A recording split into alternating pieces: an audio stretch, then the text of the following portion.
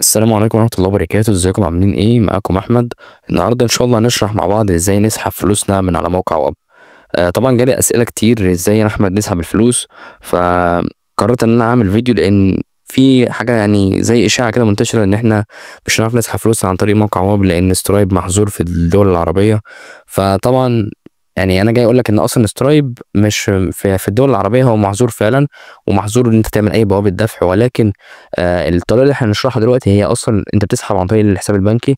فانت مش محتاج غير حسابك البنكي بس عشان تبدا معانا دلوقتي، وهوريك ازاي نسحب بالتفصيل. اول حاجه معانا الحساب ده حساب، يعني هو اصلا جديد، حساب جديد معلوش اي حاجه ومش مربوط باي حساب بنكي. فانا هوريك دلوقتي بالتفصيل ازاي هنسحب مع بعض وازاي كمان هنربط الحساب.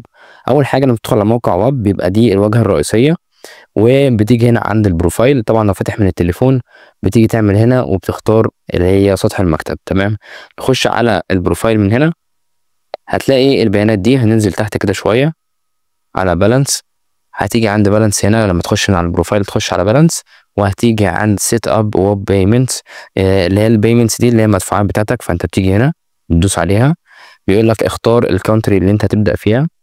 فانا مثلا هختار ايجيبت عادي جدا اهو، وادوس نيكست.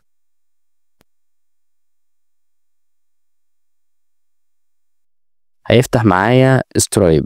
طبعا انت يعني اول ما تفتح سترايب بتتخض، تقول لا كده خلاص الموضوع مش شغال، مش هينفع معايا. حد قال لك مثلا ان هو مش هينفع.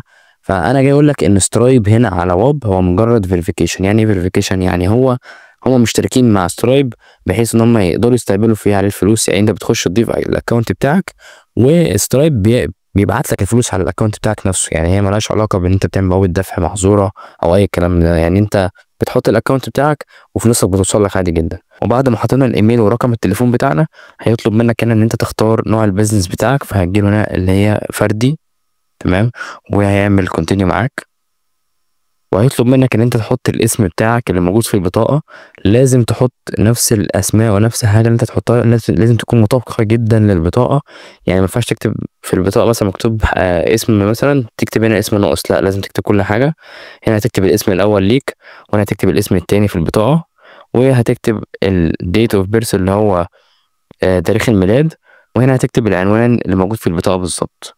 وبعد ما تحط بياناتك اللي موجودة في البطاقة الشخصية بتاعتك، هيطلب منك انك تعمل سكان للاي دي بتاعتك. فهتيجي هنا وهتدوس على ابلود دوكيمنت، وبيقول لك ان انت تعمل سكان للاي دي، وهيطلب منك ان انت كمان تعمل سيلفي بالموبايل. لازم طبعا تعمل الخطوات دي كلها عشان الحساب بتاعك يتفعل.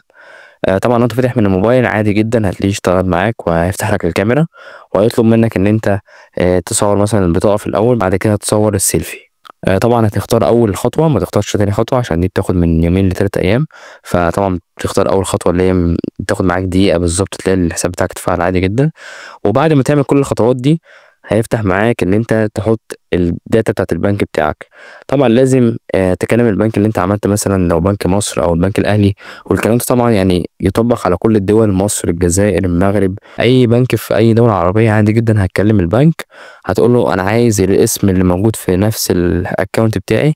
يعني هيدي المفروض مثلا يبقى فيه 4 اسماء. الاسم الرباعي ده الاسم بيكون بالانجليزي، بتاخده من البنك نفس الاسم بالظبط اللي معمول بيه حسابك عشان ما يحصلش اي اخطاء.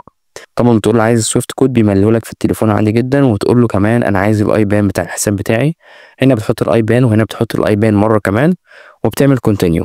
بعد ما تعمل كل الخطوات دي، فانت كده الحساب بتاعك بقى فيريفايد، وبياخد حوالي من دقيقه ل3 دقايق وبتخرج. هتلاقي الحساب بتاعك متفعل. وطبعا اقل حاجه للسحب هي $10، فلازم تبقى عامل على الاقل $10 في الحساب بتاعك عشان تقدر تعمل سحب على الحساب البنكي بتاعك. كده احنا وصلنا لنهايه الفيديو بتاعنا. ما تنساش تعمل لايك وسبسكرايب للقناه عشان هشرح حاجات كتير جدا عن موضوع الكليبنج. ولو عايز ان انت تنضم معايا في الورشه المدفوعه، فانا عامل ورشه لايف بشرح فيها كل حاجه من الصفر لحد ما تسحب اول فلوس بالدولار ليك. وبالفعل في ناس معايا الحمد لله شغالين وبيعملوا فلوس حاليا. وحاليا في خصم 50% لاي حد يجي عن طريق الفيديو ده، وسايب لك كمان اللينك موجود في الديسكريبشن.